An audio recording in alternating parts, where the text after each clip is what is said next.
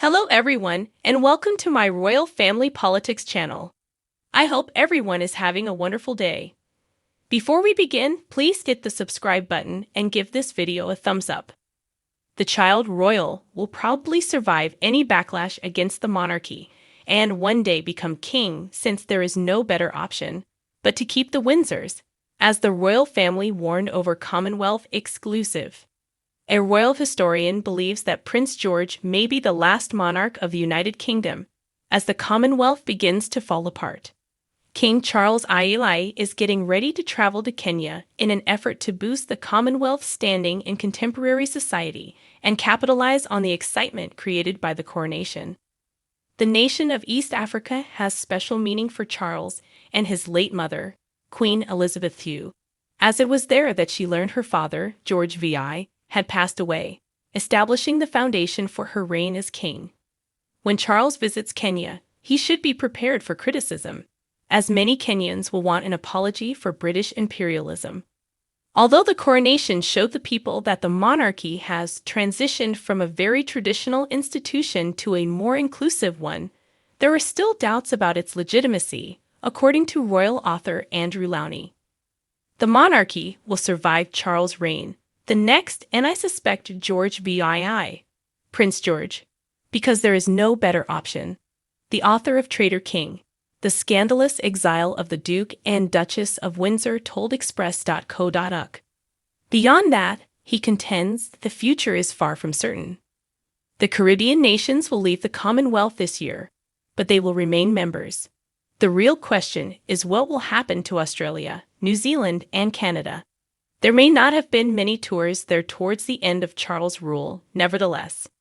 The first Commonwealth Day since Charles became king was observed on Monday, when he addressed the gathering in his official capacity as leader of the group's 56 members. He talked about his mother and how she committed her long and amazing life to the family of nations within the group, and how every year Commonwealth Day made her proud. In 14 of the 56 realities within the Commonwealth, Charles continues to be the head of state. Barbados, which became a republic in 2021, was the most recent nation to sever relations with the British monarch. And ever then, there has been discussion about whether or not other countries should do the same. Charles will have a difficult time keeping the support of the monarchy abroad, according to Philip Resnick, an emeritus professor at the University of British Columbia. I sense a weakening of support for maintaining the monarchy with Charles at the helm, he told Yahoo News. Elizabeth was unquestionably viewed as a unifying figure for the Commonwealth and was highly regarded by the majority of Canadians, but much less so in Quebec. Charles probably won't be able to match his mother's popularity. Republicanism has grown over time, with polls indicating greater support for going that route than for maintaining the monarchy, he continued. The Treasury reported that £161.7 million was spent by UK government departments on Queen Elizabeth II's state funeral and associated events, costing taxpayers £162 million.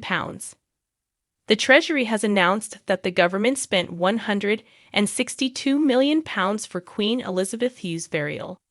On September 19, 2022, the state funeral was held after a time of mourning for the nation.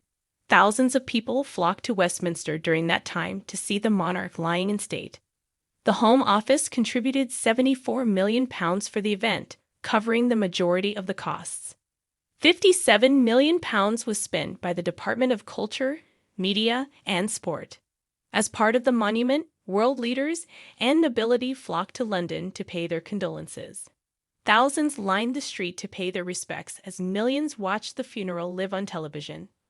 John Glenn, the chief secretary to the Treasury, referred to her passing and the subsequent time of national mourning as a moment of huge national significance in a statement.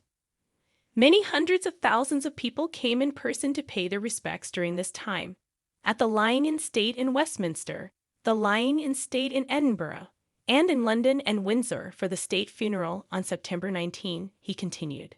As members of the royal family traveled throughout the UK at this time, a lot more people turned out to support them. The administration always prioritized the public's safety and security while ensuring that these events went off without a hitch and with the right amount of dignity.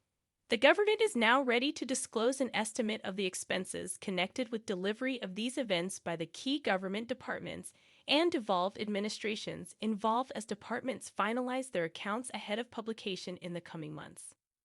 Additionally, the Scottish government spent £18.756 million on the Queen's repose. After 70 years on the monarchy, the Queen passed away at Balmoral Castle at the age of 96. The snarky behavior of Prince Louis is typical third child behavior and exhibits his confidence. A recent outing with the Prince and Princess of Wales, as well as his two older siblings, Prince George and Princess Charlotte, was characterized as being very enthusiastic by those who were with Prince Louis. According to psychologist Emma Kenny, Prince Louis's cheeky behaviors are typical third child behavior. The youngest child of the Prince and Princess of Wales has frequently been seen embarrassing his parents in front of the public at various royal engagements, such as the late Queen's Platinum Jubilee in June. The child royal turned 5 this month and is the brother of Prince George and Princess Charlotte. Prince Louis attended a scout hut in Slough earlier this month along with Princess Kate, Prince William, and his two siblings. As part of the Big Help Out, the young prince was working to enhance the scouting area. Louis appears to behave in the typical third child manner, according to Kenny, who told Oak that Louis' position in the family may have a significant impact on his outward displays of confidence. The third child, Louis, may have realized that becoming a little more of a character can actually assist because George and Charlotte, the first and second children, have accomplished everything.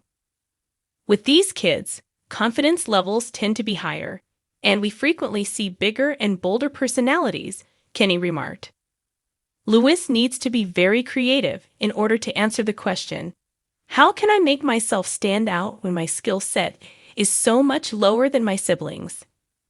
Louis is doing that through his character and little quirks, like waving at concerts and pulling faces in the coronation carriage, she continued. According to some research, there will also be slightly more manipulation because having a third child actually requires you to know how to manipulate other people in order to get what you want. Louis's cheeky actions at the king's coronation earlier this month also drew the nation's attention.